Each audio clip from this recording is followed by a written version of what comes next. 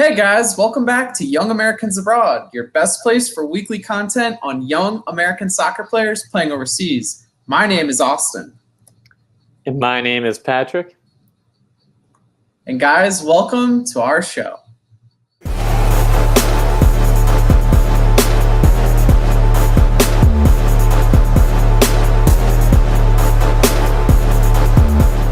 So guys, we got another episode to bring to you this week. But Pat, it really was just a really disappointing weekend, to be completely honest, from our players abroad.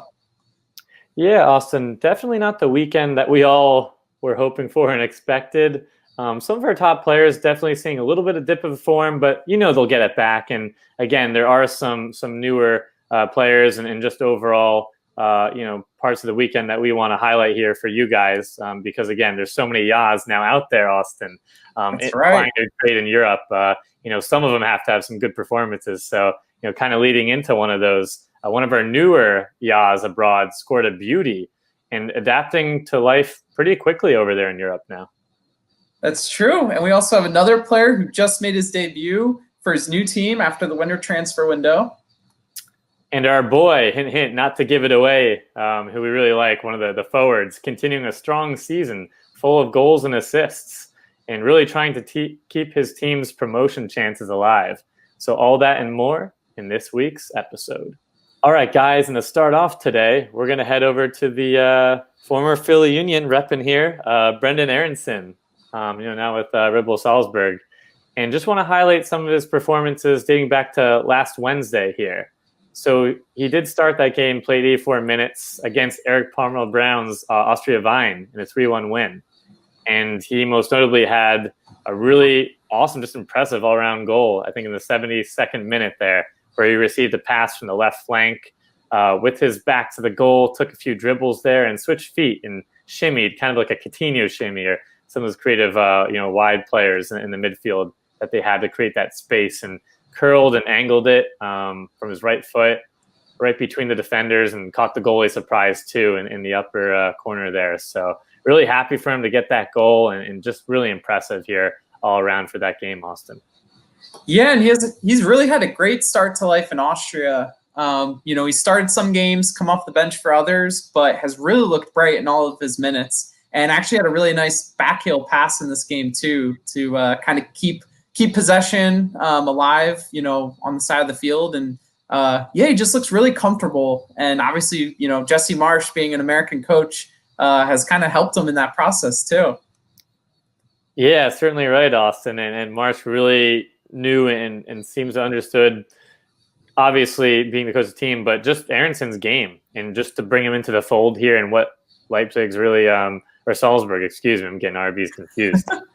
Maybe in a few years, Pat. Few years, we'll see. But, Salzburg's kind of philosophy and their style of play, and Aaronson's just had such a seamless transition, like you said. So, obviously, I want to also highlight over most recently, he did sub on in a 4-2 win, I think around the 70th minute there for Enoch and Mwepu, another midfielder. But yeah, Austin, he just, for these games and highlights that we've seen so far, unfortunately, I wasn't able to catch that goal scoring game completely, but just the way we've come to know so well with the Union and just taking it to that next level, where he's able to create space. He's so good in tight spaces, turning with defenders, shimmying out of trouble, and really just orchestrating everything on the pitch in terms of the midfield with his movement, his passing, again, his creativity on the ball, just all really impressive to me.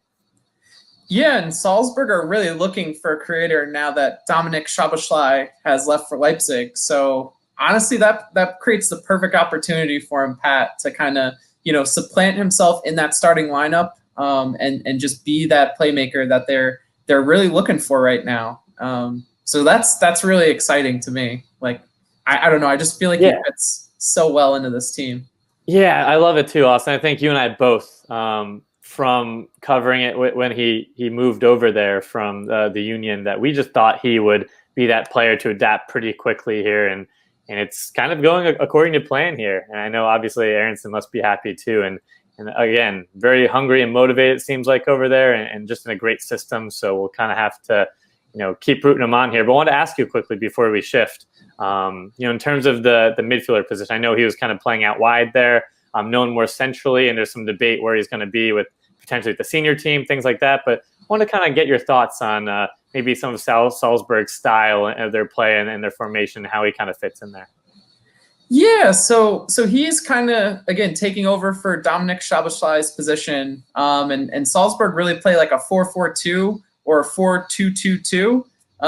So it really kind of allows those wide midfielders to have a lot more freedom to kind of move around and come inside from time to time. Then also, try and take on players, or at least use their movement to get in and around the final third. And get in those gaps that are created based on their formation. So, I think he'll play more out wide with Salzburg, but I do think he's more of that like creative central midfielder, more like a cam, I guess you'd say, right, for like the national team. I don't think he'd be like we play with wingers, and Salzburg doesn't necessarily play with those wide midfielders as wingers. So I don't see him as a winger. I see him more of like a creative midfielder. And again, that's kind of how Salzburg will play, even though he plays out wide on the field. So I guess that's a roundabout way of answering your question, Pat. No, absolutely, and I completely agree there. So you kind of see that with multiple other players from the U.S. team playing kind of different roles there with the different formations. So yeah, I completely agree, and I'm really excited to again see what he does for a club and hopefully more of a country here soon coming up. Yeah, really. Like I think with this move, it's really going to just take his game to the next level, and I'm so excited. I just have high hopes in him, especially working with an American coach too. Like I don't know, it's just love really the cool. combo. Yeah. So I think with that, Pat, we're going to move on to another player we're really excited about, and another player that made a move this winter, and that would be Daryl Dike. So Daryl made his debut for Barnsley this past week against Chelsea in the FA Cup, and it wasn't the best debut for him, and it really wasn't the best game for Barnsley either. They're going up against a Premier League, top 6, top 5 club, so it's definitely a tough challenge. And I think Daryl only touched the ball in this game 6 times in 30 minutes, so it's hard to kind of impact the game with that that little of touches on the ball. But he did provide a physical presence for them on free kicks and movements into the final third. It was actually kind of funny, Pat. He was given some shoulders back and forth with Antonio Rudiger from Chelsea, and it was just really cool to kind of see a player that's 20 years old from MLS going up against a German international, and someone that's pretty highly regarded at Chelsea. Oh, I know yeah. there's some debate at the moment, but it was cool to see that. And then this weekend, he actually started the game for Barnsley, and played 56 minutes for them in their 2-0 win over Brentford. And currently, Pat, Brentford sits second in the table, so this was a really big win in the championship for their team. And Daryl, did some good things in this game. Still looked a little uncomfortable at times, in my opinion, but he did create a chance in this game, but unfortunately didn't have a goal or an assist. But again, is just kind of working his way into the team there in England. And again, this is a big win for his team, so it's just really cool to see him kind of get his feet wet right now and look to take his game to that same level we saw in MLS. Obviously, it's going to take a little bit of time, anytime you get thrown into new surroundings. So, yeah, what do you think, Pat? Yeah, I mean, I think it's great that you mentioned there. He stood up to the challenge and wasn't afraid. Obviously, he's a physical forward there, and being able to match against Rudiger, first of all, and then just the toughness the championship brings in terms of the league. I mean, that's a pretty physical league and enduring, and those teams are clawing and grinding to get to that top in the Premier League and have a chance there. So I think that's definitely a positive. But like you said, things to improve on, adapt to the style there over in England, and hopefully he can kind of clean up in terms of passing and some of those touches there, get a little more crisp, and he'll find that form that he had in Orlando City. I certainly believe that, because he definitely is a talented player here. One that we're kind of going to be monitoring throughout in terms of the U.S. perspective there for the attacking side of the pool. But Yeah, Austin, I think there's just a few more things he needs to adapt to. It's early, again, like we've mentioned here. Don't want to harp on it too much. But yeah, I'm looking forward to that. Was a crucial win, and maybe we can kind of see more from him and the team as we go, and maybe up to the next level. Yeah, and there is a lot of pressure on his shoulders, Pat. Orlando City just brought in Alexander Pato. So, the player that used to play for AC Milan was a FIFA legend. Yeah.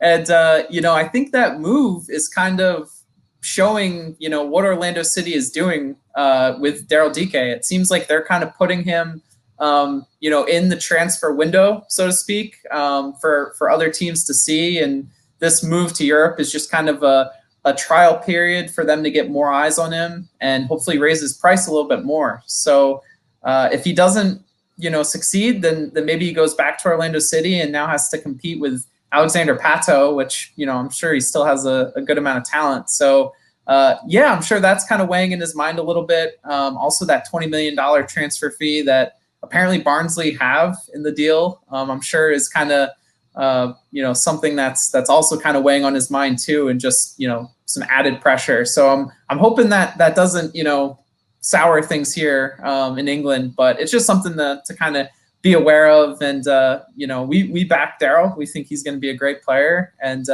we'll keep you guys updated. So now, Pat, I'm going to switch it over to you to talk about our boy here. That's right. The long, championed YAA here that we've covered for many a seasons now, and that is Andrija Novakovich here. So again, he had an interesting few games here I want to cover, again, starting a little bit last week. It was a very physical game overall and a 1-1 draw, so unfortunately they didn't get the win. Frosinone really needs some wins here as they're in 10th right now, but he did play the full 90. He did have a nice goal there too, bringing up to 6th there for the league.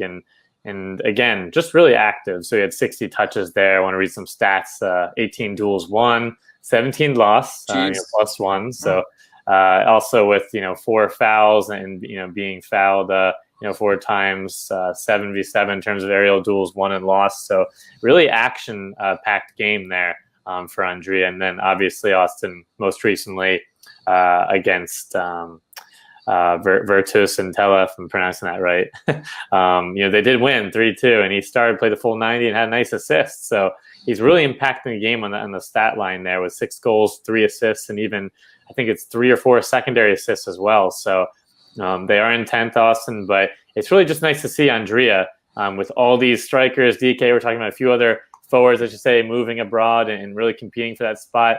Andrija does not want to be forgotten there, and he is, to be honest, I think he's still on the fringe outside looking in, but he's saying here, hey, don't forget me, remember the name. He's looking to get that spot back with vengeance here.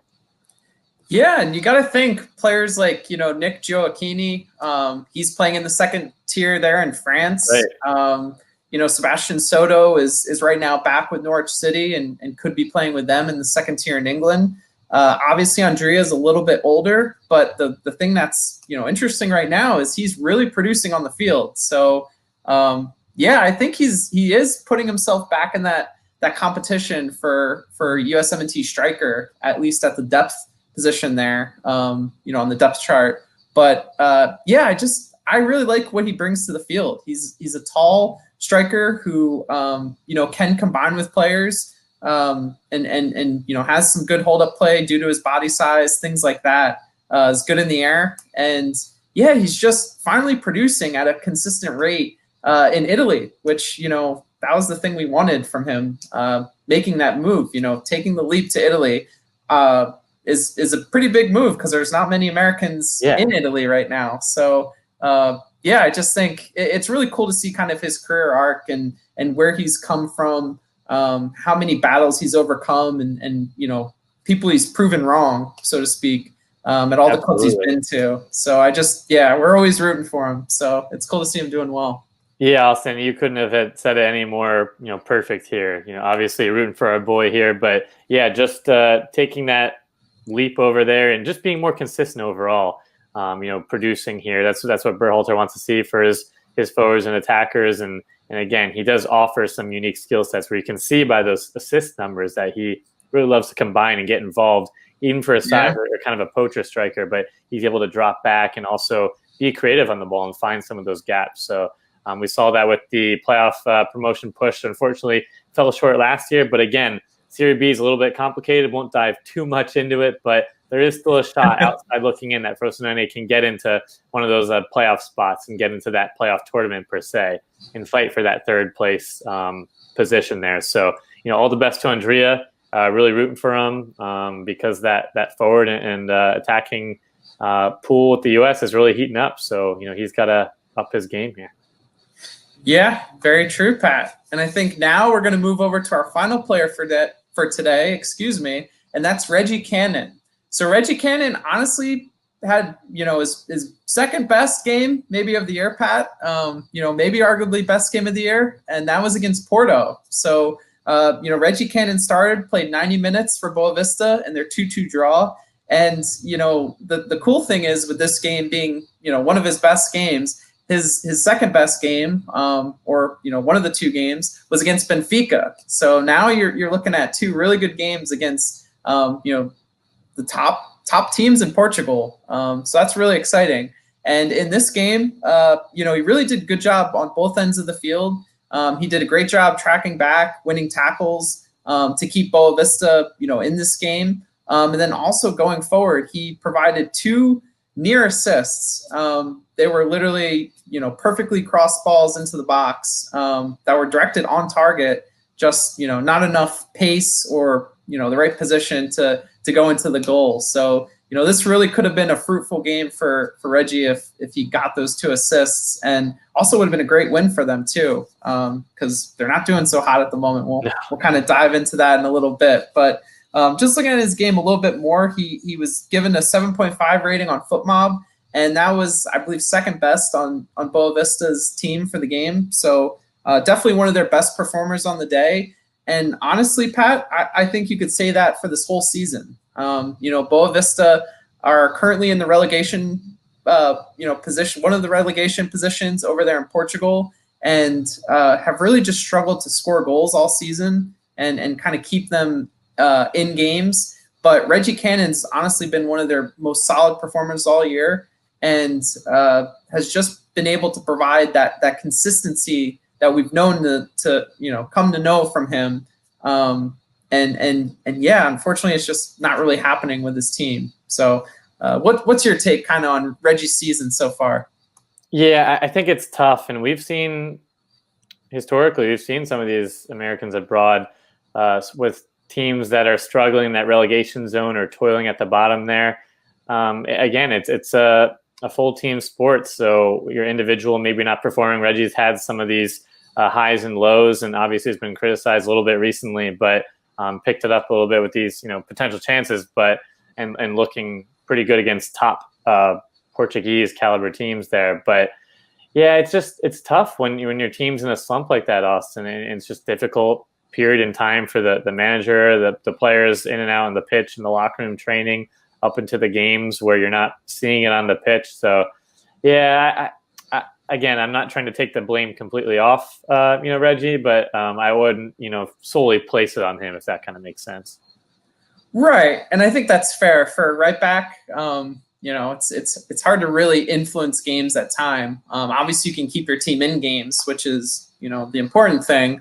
But yeah, I mean, when you look at it, he's really had a solid season. The only thing you can kind of critique him on is he hasn't gotten any assists. It is nice to see a right back that can get forward like he can to provide something offensively for them, but it just hasn't really happened for them. Like I said, on offense this year, they've really kind of struggled to score goals, and from what I've seen, they just haven't really come together as a team. But Reggie's kind of played his part, like you said, Pat, and it's opened up hopefully some doors for him in the future. And kind of like I alluded to in the beginning, he's had his best games against the best teams in Portugal. Yeah, that's always good to show up like that, Austin. Exactly. And honestly, Pat, it's really gotten the eyes of them too, because those two teams, Porto and Benfica, and then also if you throw Sporting, CP in there, they're the three teams that have been linked with him recently.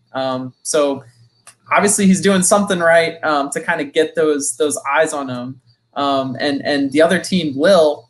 So the interesting thing here is Lille was interested in him through a partnership that they had through, I guess, a common person at each club. I guess the chairman of Boa Vista had ties with Lille.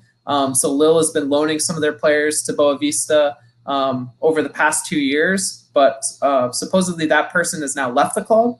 So it sounds like Lille is not a realistic destination anymore for Reggie.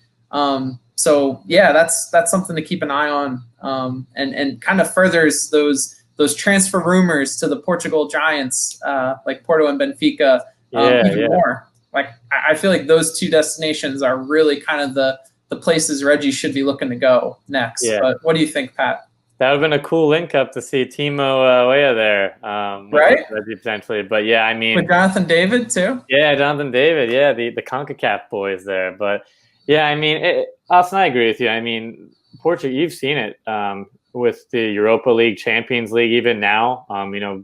Porto obviously there. But yeah, there's some top caliber teams where we've seen a plethora of stars come from, and players really develop there and win titles, trophies, and get that Champions League and Europa League exposure. So I think those are great places, for him to, aspire to get to. Yeah, I couldn't agree more, Pat. I think if he could make a move to one of those two clubs, I think, that would definitely help him raise his game even further than he already has going to Portugal. And yeah, if we could get another American in a European competition, I mean, come on, Pat, we can break some more records next year. Add it up. So I think with that, Pat, we're going to now move over to Quick Kicks. All right, everybody. I think you know what time it is here. It's none other than Quick Kicks. See who could test Dwayne Miller. It's Altidore over the wall, and that one is in! Josie Altidore from a long way out. The opening goal for the United States. And to begin Quick Kicks, everybody, we're heading over to Italy with one of our favorite YAAs here, Weston McKennie. And he subbed on in the 63rd minute. And a really tough 1-0 loss against Napoli. So that's pretty crucial there. Yeah, and going over to Germany, we have Gio Reyna, who started and played 59 minutes for Dortmund in their 2-2 draw with Hoffenheim. And heading to Spain there with our boy Yunus Musa for Valencia. He subbed on in the 46th minute in a 2-0 loss. But nice to see him play pretty much a full half there. And going back to Germany, we have Josh Sargent, who played 62 minutes for Werder Bremen in their 0-0 draw with Freiburg. Serginho Dest, played against and subbed on in the 72nd minute in a pretty dominating 5-1 win against Alaves. So nice to see him recover from that injury and, getting back to where he was. And going again back to Germany, we have Matt Hoppe. So Matt started and played 90 minutes for Schalke in their 0-0 draw with Union Berlin. So good to see Schalke at least get a point this weekend. Point to point, Austin. And heading over to France here with our boy Timo Weah. Lille versus Brest, and Tim subbed on in the 61st minute in a 0-0 draw. And going over to Austria, we have a new player, or I guess a player that's finally getting a little bit more game time, and that's Taylor Booth. And he had an assist and was man of the match for his new team, SKN St. Polten, in their 1-1 draw. So good to see him, making an instant impact over there in Austria. Yeah, a lot of Austrian Americans now, Austin, applying their trade. And I guess we're just kind of staying there with Eric Palmer Brown. Started the match and played the full 90 and a 1-0 loss there for Austria Wien against Hartberg. And going to Belgium, we have Chris Durkin, who started and played 90 minutes in Sint-Truiden's 2-1 loss. And over in France, Nico Gioacchini there subbed on in the 72nd minute in a 1-0 win. And going to the Netherlands, we have Kik Pierre, who started and played 90 minutes for FC Twente in their 2-0 win. Nice, Austin. And Shaq Moore seems to get more minutes day by day here, with Tenerife. So he started the match and, again, played the full 90 in a 1-0 win. So he's just racking up minutes there. Nice. Yeah, we love to see our boy Shaq getting some more minutes and doing good things. And going to Denmark, we have Haji Wright, who started and played 76 minutes in his team's 3-2 loss to FC Copenhagen. So we got the Norwich boys here now, Austin. So they played the Stoke U23 there, and start with Sebastian. He started the match there and played 58 minutes. They did unfortunately lose 2-1. And then the other side there, Jonathan Tompkinson started the match and played the full 90. So again, tough loss, but nice to see them get some action there. Yeah, really cool to see two Americans at Norwich.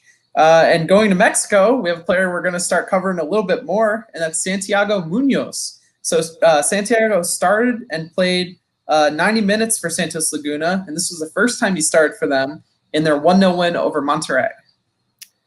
Not the Munoz from the movies there, Austin? No, it's not. Okay, figured I'd ask, but we're going to the Netherlands here. With young Ajax there, and Alex Mendez. So he actually subbed on in the 73rd minute in a 2-1 loss. And that was actually his first action back from his injury, right, Pat? So yeah, good to mention. Good to see him. Yeah, good to see him back on the field. I know we're still high on him, so just good to see him back healthy again. Now we need Richie back. Yeah, very true, very true. And to finish today, we're going to go to our Young YAA segment, and we only have one Young YAA today, and that would be Kevin Bright, who's a 17-year-old midfielder at AC Milan. So dual nat from what we could find, Italian-American. So keep your eyes out for Kevin. So that's all for episode today, guys. Make sure you like this video and subscribe to our channel down below. Don't forget Instagram, Twitter, and now TikTok, Austin. That's we have right. all that great content for you guys, and especially with we're filming here on a Monday, but we have a lot to look forward to, Austin, with Champions League football and a lot of Americans involved. That's true, and this episode's also available on Apple Podcasts, Google Podcasts, and Spotify. And like you said, Pat, big week in the Champions League. We've got, I think, 13 Americans playing in Champions League and Europa League. I guess some Americans might not take part, like Joe Scally or Brian Reynolds, but hey, you can dream, right? Yeah, I mean they're still on those teams. So hey, we're gonna count it, and they're in the knockout round. So yeah, it's cool to see. I think it's gonna be a big week for our Americans. I know the past few weeks have been kind of a little disappointing, Pat, but good things I think are on the horizon. Yeah, maybe some dips in form, but again, as we have this just monumental occasion where we're not even occasion, but just this movement, that we're having with these players, Europa League, Champions League, getting back on track here where maybe a few performances or players aren't doing their best. We have a multitude other talents now out there applying their trades. So I think the competition is just going to increase more and more for our team, and the future is just looking bright for the program. That's right, Pat, because there's a lot of promise in the future, a lot of hope, because one day we'll win the World Cup.